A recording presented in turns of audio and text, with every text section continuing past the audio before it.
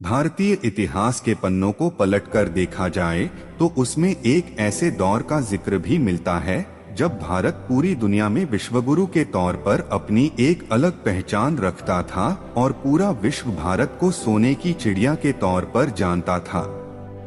सोने की इस चिड़िया पर बाहरी लोगों ने बार बार आक्रमण किए और यहाँ की दौलत लुटकर लुटेरे अपने अपने देश ले गए।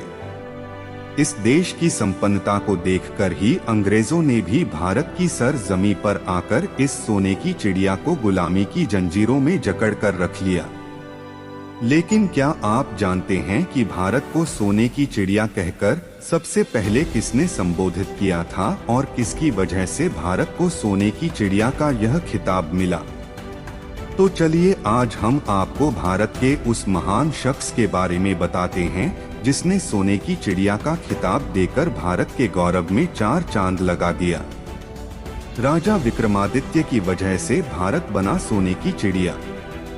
भारतीय इतिहास में एक ऐसा भी वक्त आ गया था जब देश में बौद्ध और जैन रह गए थे और सनातन धर्म विलुप्त होने की कगार पर पहुंच गया था। तब सनातन धर्म के अस्तित्व को बचाने का काम उज्जैन के राजा विक्रमादित्य ने किया। सूर्य के समान पराक्रमी राजा विक्रमादित्य को उनके ज्ञान, धर्म, न्याय, वीरता और उदारता के लिए जाना जाता था। उन्होंने रामायण, महाभारत जैसे ग्रंथों की फिर से खोज कर उन्हें स्थापित किया और इसके साथ ही कई मंदिरों का निर्माण भी करवाया। राजा विक्रमादित्य ही वो महान राजा थे जिन्होंने भारत को सोने की चिड़िया का खिताब दिया था। आपको बता दें कि विक्रमादित्य के नवरत्न उज्जैन के राज दरबार की शोभा बढ़ाया करते थे।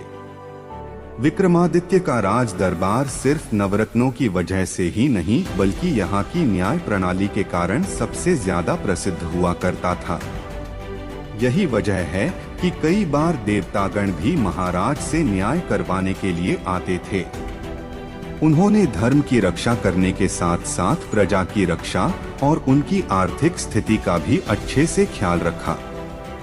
राजा विक्रमादित्य ने क्यों दिया भारत को यह खिताब? राजा विक्रमादित्य के शासनकाल में भारत में सोने के सिक्कों का चलन काफी ज्यादा था। उस दौरान विदेशी व्यापारी यहाँ से कई चीजों का व्यापार करके जाते थे और बदले में सोना दे जाते थे, जिसकी वजह से भारत में अत्यधिक मात्रा में सोना था। उस दौरान भारत हर तरह से एक संपन्न देश हुआ करता था और विदेशी यहाँ की वस्तुओं का व्यापार करने के लिए आते थे, बदले में सोना दे जाते थे।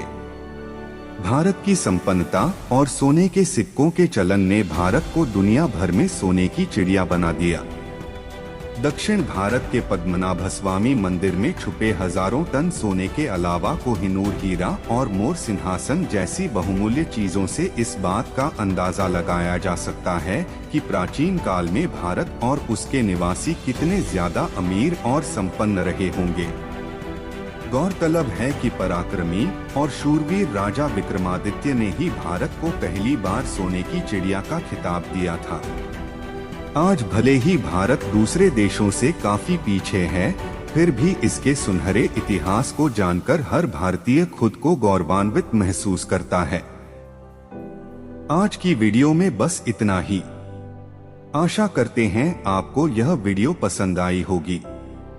अगर आपने हमारी पिछली वीडियो नहीं देखी हो तो स्क्रीन पर वीडियो पर जाएं और अगर आप नए हो तो चैनल को सब्सक्राइब करें।